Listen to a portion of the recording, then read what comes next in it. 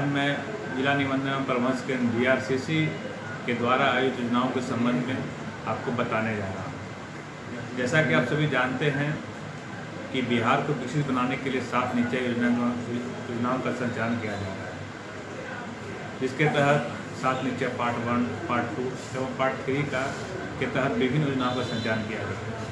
उसी में जो पहला निश्चय है जिसका नाम है आर्थिक फल युवाओं को, यह 7 निश्चय योजना पार्ट 1 के तहत है, जो 2 अक्टूबर 2016 से शुरू किया गया है। इसके तहत BRCC के तहत 3 योजनाओं का संचालन किया जा रहा है, जिसमें पहला योजना है बिहार स्टूडेंट क्रेडिट कार्ड योजना, मुख्यमंत्री निश्चय स्वयं सहायता भत्ता योजना एवं कुशल युवा कार्यक्रम। ये तीनों योजना युवाओं के हित में रख के बनाया गया है। जो युवा आगे पढ़ना चाहते हैं या तकनीकी शिक्षा ग्रहण करना चाहते हैं उनके लिए बिहार स्टूडेंट क्रेडिट कार्ड योजना, जो युवा इंटरमीडिएट या ग्रेजुएशन करके पढ़ाई छोड़ दिए हैं उनके लिए मुख्यमंत्री निश्चय स्वयं सहायता भत्ता योजना, एवं जिनकी पढ़ाई जारी या पढ़ाई छोड़ दिए हैं उनके लिए कुशल युवा कार्यक्रम का संचालन किया जा रहा है। सबसे पहले हम लोग बिहार स्टूडेंट क्रेडिट कार्ड के बारे में बताना चाहेंगे विशेष रूप में। बिहार स्टूडेंट क्रेडिट कार्ड योजना वैसे युवाओं के लिए है जो आगे पढ़ाई जो शिक्षा ग्रहण करना चाहते हैं या तकनीकी शिक्षा ग्रहण करना चाहते हैं, उनको सरकार 4 लाख तक का शिक्षा ऋण प्रदान की गई है। इस योजना के तहत जो इंटरमीडिएट उत्तीर्ण है या ग्रेजुएशन उत्तीर्ण है उनको यह योजना का लाभ दिया जा रहा है। साथ ही मैट्रिक उत्तीर्ण जो है युवा है उनको पॉलिटेक्निक या ITI इसके लाभान्वित होते हैं। इसमें एक उम्र सीमा निर्धारित की गई है, जैसे कि स्नातक स्तर का कोर्स है उसके लिए 15 से 25 वर्ष एवं स्नातकोत्तर जो PG कोर्सेस हैं उसके लिए 15 से लेकर के 30 वर्ष का उम्र सीमा निर्धारित किया गया है। इसी तरह बहुत से विभिन्न कोर्सेस हैं, जैसे कि समान course BA, BSc, MA, MSc, MCom, इस तरह से बहुत सारे कोर्सेस हैं जो कि समान शिक्षा के लिए भी ऋण प्रदान किया जाए। साथ ही साथ टेक्निकल कोर्सेज, मैट्रिक के बाद पॉलिटेक्निक, BTech, प्रबंधन के कोर्सेस हैं, MBA, विधि की कोर्सेस LLB, इस तरह से MBBS, लगभग 48 तरह के कोर्स हैं जो कि के लिए शिक्षा ऋण प्रदान किया जाता है। लेकिन इसके लिए जो विद्यार्थी इस कोर्स में नामांकन लेंगे या रजिस्ट्रेशन में नामांकन लेंगे उनका बिहार सरकार का जो पोर्टल है MNSBY, उस पर उनका संस्थान एवं कोर्स सूचीबद्ध होना अनिवार्य है। तो हम लोग आगे चलेंगे, क्योंकि एक शिक्षा ऋण है। पूर्व में यह ऋण पे ब्याज लगता था, लेकिन अब ये शिक्षा ऋण पूर्णतः ब्याज मुक्त है। इसमें किसी भी तरह का ब्याज दे नहीं होगा। जो राशि सरकार लेती है उसको EMI में किस्तों में वापस करना है। अब आगे चलते हैं। इसमें लेने के लिए इसमें न कोई इनकम की जरूरत होती है, न कोई जाति धर्म, सभी लोगों को ये योजना का लाभ मिलता है। अब हम लोग चलें, क्योंकि ये एक शिक्षा ऋण है और ऋण के तहत बहुत सारी राशि इसमें उपलब्ध कराई जाती है, जैसे कि कॉलेज का फी, प्राइमरी लेवल में कॉलेज का फी। उसके बाद यदि आप टेक्निकल डिग्री प्राप्त कर रहे हैं तो लैपटॉप के लिए, स्टेशनरी के लिए, और यदि हॉस्टल में रहते हैं तो हॉस्टल फी, और हॉस्टल के बाहर रहते हैं तो लिविंग एक्सपेंसेस प्रदान किया जाता है। लिविंग एक्सपेंसेस जो है कि बाहर रहने वाले छात्रों को प्रदान किया जाता है जो हॉस्टल में नहीं रहते, वो शहर के हिसाब से प्रदान किया जाता है। इसमें A ग्रेड, B ग्रेड और C ग्रेड शहर का मानक तय किया गया है, उसके हिसाब से राशि दी जाती है। जो A ग्रेड शहर है उसके लिए 5,000 प्रति माह यानी कि 60,000 एक वर्ष में दिया जाता है। जो B ग्रेड शहर है उसके लिए 4,000 यानी 48,000, और जो C ग्रेड है उसके लिए 3,000 प्रति माह यानी कि 36,000 रुपये एक वर्ष में प्रदान किया जाता है। इसी तरह से जो कॉलेज का फ़ी होगा वो कॉलेज का फी मिल जाता है, और टेक्निकल है तो लैपटॉप के लिए 35,000 एक मुश्त प्रदान किया जाता है। स्टेशनरी के लिए प्रति वर्ष 10,000 रुपये, यानी किसी का कोर्स 3 वर्ष का है तो उनको 30,000 मिलेगा, या 4 वर्ष का कोर्स है तो उनको 40,000 रुपये प्रदान किया जाता है। यदि हॉस्टल है तो उनको हॉस्टल की राशि उनके कॉलेज के खाते में प्रदान किया जाता है। तो इसमें ख्याल रखा गया है छात्रों को कि राशि के अभाव में उनकी पढ़ाई बाधित नहीं। अब है कि चूँकि ये ऋण है, ऋण पे हालांकि ब्याज नहीं है, ब्याज मुक्त है, फिर भी इस ऋण को वापस करना होता है। तो वापस करने का जो प्रक्रिया है, पहले जो था कि 2 लाख तक की राशि जो कि 5 वर्षों में जमा करना होता था। 5 वर्षों मतलब 60 किस्तों में।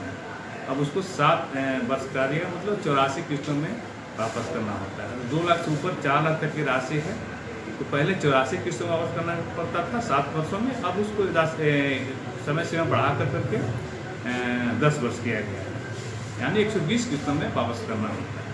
और पूर्व में इस पर ब्याज निर्धारित थी जो कि लड़कियों के लिए 1% और लड़कों के लिए 4% था, जो कि पूर्णतः ब्याज मुक्त हो गया है। तो युवा इसका लाभ उठाएं और बहुत अच्छी योजना है। और इसमें समय पे आप EMI पेमेंट करें। यदि आप किसी कारणवश EMI पेमेंट नहीं कर पाते हैं तो उसके लिए एक सरकार की प्रक्रिया है।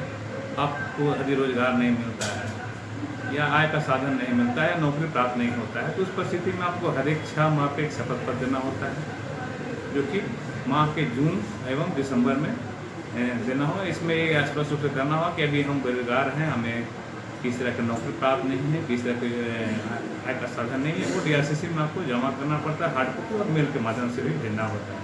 तो आप वो ये प्रक्रिया अपनाएंगे तो आपकी एक जो ऋण की राशि जो वापस करना वो सरकार उसको स्टे रखती है। लेकिन इसका पालन अधिकतर युवा हमारे लोन तो ले लेते हैं लेकिन इसका पालन नहीं करते, जिसके कारण उनको बाद में नोटिस चला जाता है और नीलाम पत्र भी दायर होता है। तो इसका जरूर ख्याल रखें कि यदि इस योजना का लाभ लेते हैं तो समय पर या तो EMI का पेमेंट करें। यदि EMI का पेमेंट नहीं करते हैं तो कम से कम शपथ पत्र हर एक 6 माह पर देना अनिवार्य है। उसको आप जरूर DRCC में जमा करें। अब हम लोग चले जाते हैं दूसरी योजना है जो कि इसका नाम है मुख्यमंत्री निश्चित स्वयं सहायता भत्ता योजना। यह योजना वैसे युवाओं के लिए है जो पढ़ाई छोड़ दिए हैं या इंटरमीडिएट करके पढ़ाई छोड़ दिए हैं या ग्रेजुएशन करके छोड़ दिए हैं। उनको सरकार 1000 प्रति माह 2 वर्षों के लिए स्वयं सहायता भत्ता प्रदान करती है।